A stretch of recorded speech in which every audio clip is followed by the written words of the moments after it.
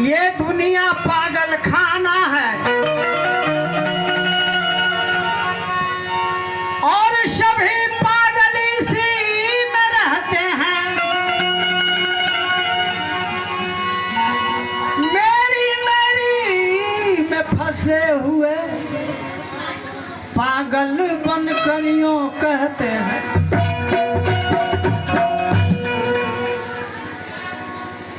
कोई पागल भाई का है, कोई पागल माई का,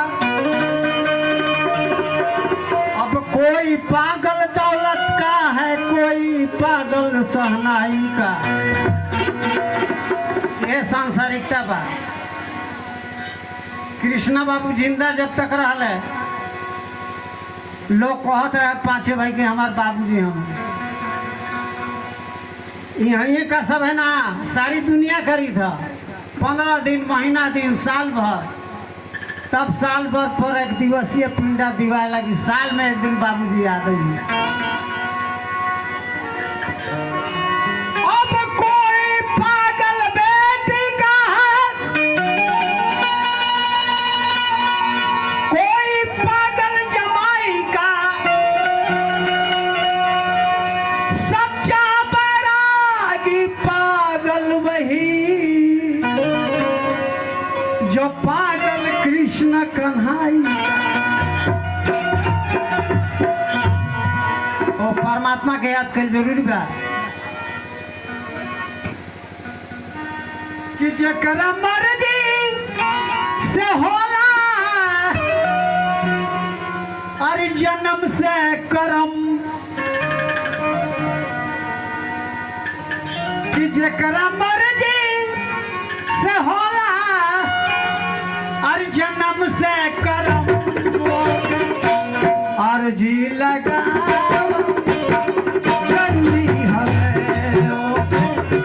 अर्जी लगाओ।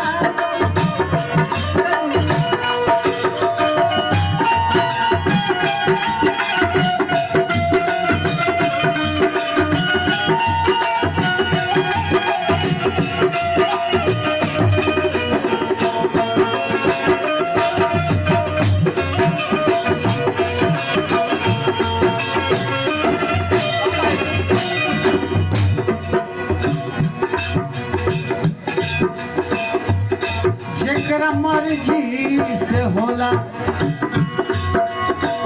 जन्म से करम, ओके अर्जी लगावल जरूरी है।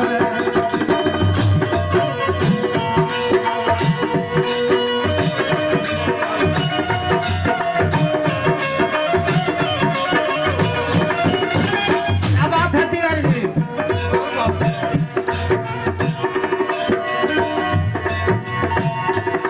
जकरा मर्जी से होला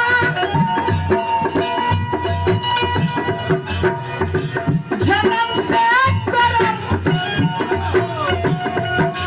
ओके अर्जी लगावल जरूरी है।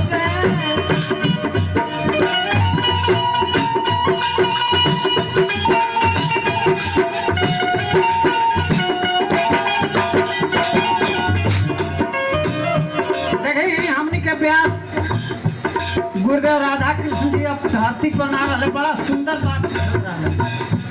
दोस्ती न लग कर दे मतलब लालच दाम, दो सतवादी जब मिले दोस्ती उसका नाम या भाई उसका नाम।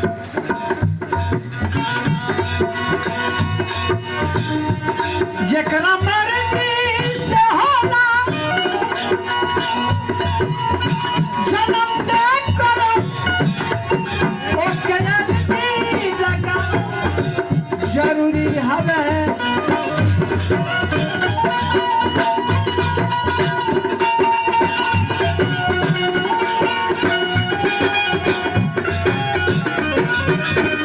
ए भैया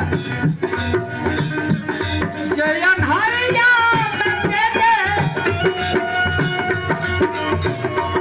जयन हरिया में दे सहारा कबो के जना देखा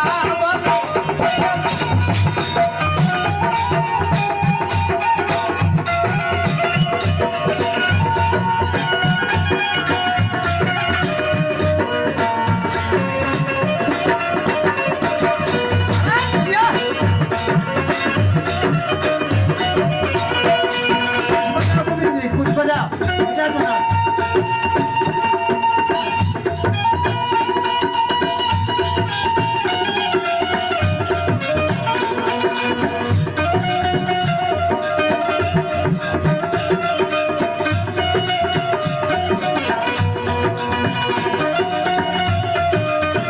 ऐसे बिना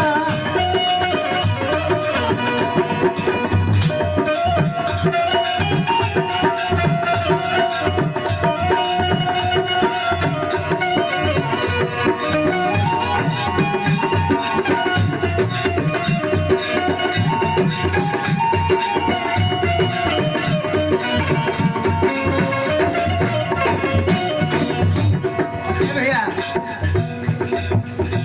रमेश बाबू ये दुनिया इतना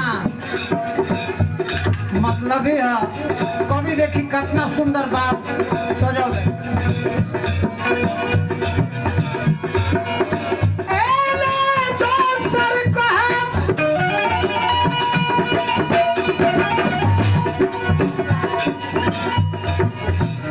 एले दोसर करे अपना मतलब के खातिर जे तीसर करे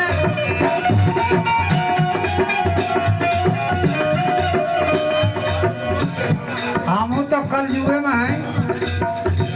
आजकल भाई भाई के प्रेम कब तक रहता? जबले चाह पानी चलता गोतिया भी चलता खाना पीना बंद भइल का से अच्छा मौका नहीं तो तरह बताए एगो दोसर कहे ओने क्या बात है ओने दोसर करे अपना मतलब के खातिर जे तीसर करे चल के तैयार कि ओह छलिया के बाटे और वह छलिया के बाटे और भरोसा कवन यार और हंस के भुलावल जरूरी है।